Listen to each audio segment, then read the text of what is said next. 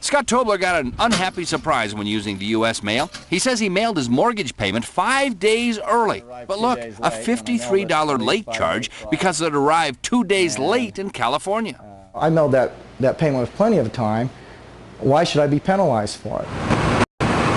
Just what does plenty of time mean now when it comes to mailing letters? The post office says 2 to 3 days almost anywhere in the country.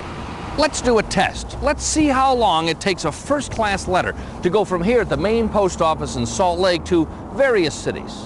I addressed the letters to my colleagues at TV stations around the country, and then I mailed them, and I asked my friends to keep a careful record of just when they were received. Here's the result.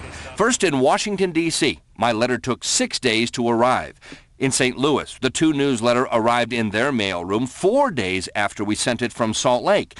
My letter to Miami, Florida took 6 days to arrive. Same thing for Texas. When our letter went to Houston, it took 6 days.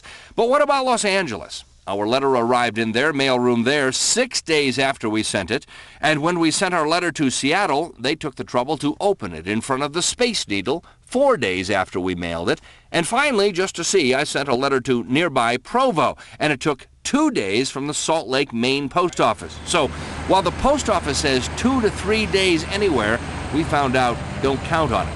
They were willing to negotiate a little bit on this $53.05 late charge. As of today, Scott Tobler's bank was willing to excuse the late charge completely.